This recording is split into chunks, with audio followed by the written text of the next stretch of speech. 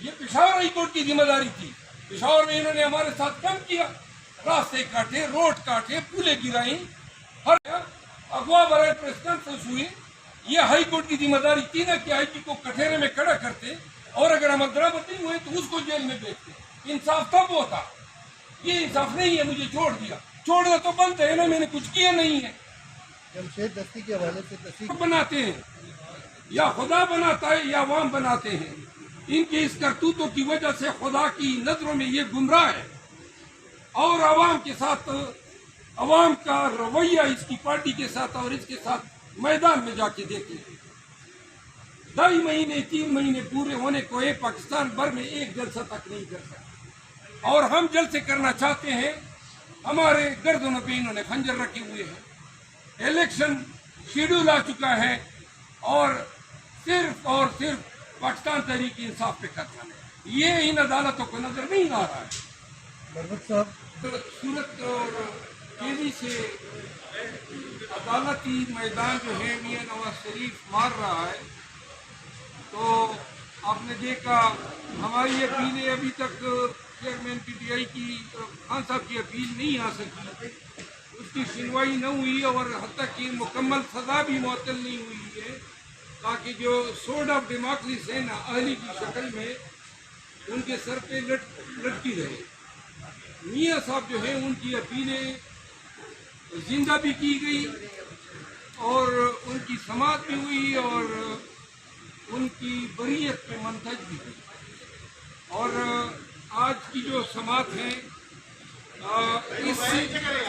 اس سے بھی بدرجہ اہم مقدمے جو ہیں وہ سماعت کی منتظر ہے. عمران خان کی ابھی تک رہائی نہیں ہوئی ہے. شاہ محمود قریشی صاحب جو ہیں ان کو سپریم کورٹ کے رہائی کے حکم کے باوجود جس ناروا طریقے سے گرفتار کیا گیا, اور اس کے بعد آپ نے دیکھا سپریم کورٹ نے انسسٹ کیا کہ وہی ریٹرننگ آفیسر جو ہیں الیکشن کنڈکٹ کریں گے جو الیکشن کمیشن نے منتخب کیے, یعنی کہ ڈپٹی کمشنر اور اسسٹنٹ کمشنر. یہ وہ لوگ ہیں جنہوں نے پاکستان میں فسطائیت کا بازار گرم کرنے میں کلیدی کردار ادا کیا. تمام 3 امپیوں کے آرڈر کے یہ راکم ہیں. تمام 144 کے جو احکامات ہیں یہ ان کے جاری کرنے والے لوگ ہیں. انہوں نے پاکستان تحریک انصاف کے ساتھ پورے ملک میں جو ظلم کیا, اور اس کی اپنی ایک تاریخ بن چکی ہے. جب ہائی کورٹ نے آرڈر کیا اور سپریم کورٹ میں الیکشن کمیشن آئی, وہ مقدمہ بڑی صورت سے فکس ہوا, اور پھر امیر نیازی صاحب کو تبین عدالت کا نوٹس جاری کیا گیا کہ بھائی کیوں کر آپ نے جرت کی کہ یہ ڈپٹی کمشنر اور اسسٹنٹ کمشنر جو ہے یہ ریٹرننگ آفیسر نہیں ہو سکتے. پھر پورے قوم نے دیکھا کہ ان ریٹرننگ آفیسر نے جن کی اہلیت پہ سپریم کورٹ نے مہر ثبت کر دی, انہوں نے پھر فیئرنیس کے ساتھ, ٹرانسپیرنسی کے ساتھ, الیکشن کے ڈیو پروسیس کے ساتھ کس طرح کھلواڑ کیا. قانون کے مطابق نہیں, حقائق پہ نہیں, بلکہ as a matter of policy اس حکومت اور الیکشن کمیشن کے دیے گئے پالیسی کے تحت ملک بھر میں ریٹرننگ افسران نے پاکستان تحریک انصاف کو الیکشن سے دور رکھنے کے لیے ان کے تمام امیدواروں کو کم و بیش ڈسکوالیفائی کر دیا. اور ڈسکوالیفیکیشن کسی امیدوار کی ہوتی ہے قانونی اور آئینی ریسٹرکشن کے تحت, جہاں پہ ڈسکوالیفیکیشن کا بار ہٹ کرے گا, جس طرح آرٹیکل 62 پرووائڈ کرتا ہے. انہوں نے اپنے تئیں قانون بنانا شروع کیا. میں مثال دیتا ہوں, میرے حلقہ 32 میں NA32 پشاور سے میرے کاغذات نامزدگی مسترد کیے گئے. آرڈر میرے پاس آیا تو دیکھا کہ جی میرے نام پہ پشاور کے 6 گھروں کے پانی کے کنیکشن ہیں, اور ان پانی کے کنیکشنوں کے بل اکتوبر ماہ کے میں نے ادا نہیں کیے تو لہذا میں ڈسکوالیفائی ہوا. اب پوری قوم کے سامنے اللہ کو حاضر ناظر جان کر گواہ بنا کر میں کہتا ہوں کہ میں نے زندگی میں کبھی پانی کا کنیکشن کسی بھی شہر میں نہیں لیا. پانی کے کنیکشن کے لیے فارم دینا ہوتا ہے, شناختی کارڈ دینا ہوتا ہے, پھر تسلسل سے آپ بل بڑھتے جاتے ہیں. آل آف اے سڈن اکتوبر میں پشاور میں 6 گھر پتہ چلا ابتدائی کہ انہوں نے شیر افضل نام کے جتنے یہ ڈیفالٹر تھے ان کی بل جو ہے ریٹرننگ افسر کو بھیج دیے. جی یہ وہ شیر افضل ہے اور وہ میرے کھاتے میں ریٹرننگ افسر نے ڈال دیے. پھر زیادہ تر ڈسکوالیفیکیشن اس بنیاد پہ ہے کہ یہ آپ پہ پرچے ہیں, فلاں پہ پرچے ہیں. کم وقتوں یہ پرچوں پہ کون ڈسکوالیفائی ہوتا ہے, اور پرچے تو اب ہماری جو ہے شناخت بن چکی ہے. پاکستان بھر میں کون سا ایسا پی ٹی آئی کا لیڈر ہوگا یا ورکر ہوگا جس پہ پرچے نہیں ہوں گے. یہ پرچے نہیں ہوتے جس پہ ڈسکوالیفائی ہوتا ہے. حتیٰ کہ بندہ اگر سزا بھی ہو جائے تو جب تک کہ مارل ٹرپیٹیوڈ کا آفینس نہ ہو ڈسکوالیفیکیشن نہیں ہوتی ہے. ایف آئی آر جو ہیں وہ تو آپ کلو اور منوں کے حساب سے دے رہے ہیں, اور آپ نے خود پھر اسی کو بینچ مارک بنا دیا.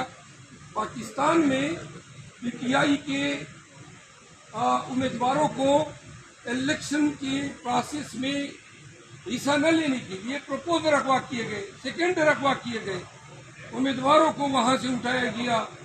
ٹیکسلا سے ہمارے کرنل اجمل صاحب کو اٹھا لیا گیا, اور کتنے ہمارے پروپوزر سیکنڈر اٹھائے گئے. عثمان ڈار کے بھائی کو اٹھا لیا گیا. یہ الیکشن ہو رہا ہے, اور یہ کس کی ذمہ داری ہے؟ جس بلڈنگ کو آپ دیکھ رہے ہیں میرے پیچھے, یہ اس بلڈنگ کی, اس عدالت کی ذمہ داری ہے. آئین نے ان کو یہ فرائض دیے ہیں.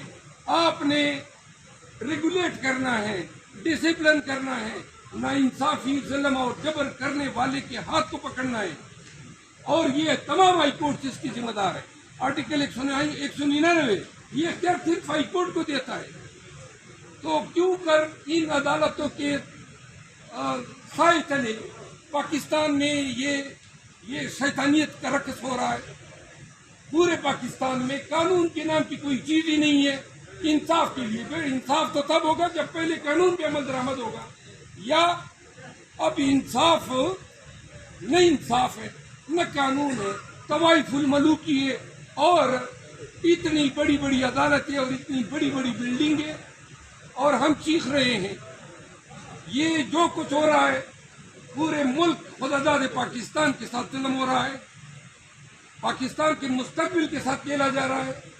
اور پاکستان اگر الیکشن ان کا خیال تھا, یہ میں آپ ان کا خیال تھا, اور یہ جو ڈسکوالیفیکیشن ہے یہ پی ٹی آئی کے لوگوں کو میں بتانا چاہتا ہوں, یہ سارے فیصلے انڈو ہو جائیں گے 4-5 ایام میں. ہمارے تمام امیدوار واپس آئیں گے. جب امیدوار بھی ہوں گے اور بیڈ بھی ہوگا تو ہمیں خدشہ ہے کہ یہ لوگ الیکشن کو تاخیر کا نشانہ بنائیں گے, اور تاخیر کے لیے اس ملک میں کوئی انہونی ہوگی, کچھ بھی ہو سکتا ہے. تو لہذا پوری قوم کو الرٹ رہنا چاہیے کہ اب جب سارے راستے بند ہو جائیں گے تو جن کو لایا گیا اس لاڈلے کو, جو پہلے کہتا تھا کہ مجھے کیوں نکالا, اور اب کہتا پھر رہا ہے کہ مجھے کیوں نہیں, اب وہ کہتا پھر رہا ہے کہ میں وزیر اعظم بننے والا ہوں. وزیر اعظم 2 لوگ بناتے ہیں, یا خدا بناتا ہے یا عوام بناتے ہیں. ان کی اس کرتوتوں کی وجہ سے خدا کی نظروں میں یہ گمراہ ہے, اور عوام کے ساتھ, عوام کا رویہ اس کی پارٹی کے ساتھ اور اس کے ساتھ میدان میں جا کے دیکھیں. 2.5 مہینے 3 مہینے پورے ہونے کو پاکستان بھر میں ایک جلسہ تک نہیں کر سکتے, اور ہم جلسے کرنا چاہتے ہیں. ہمارے گردنوں پہ انہوں نے خنجر رکھے ہوئے ہیں. الیکشن شیڈول آ چکا ہے, اور صرف پاکستان تحریک انصاف پہ قتل ہے. یہ ان عدالتوں کو نظر نہیں آ رہا ہے. بروت صاحب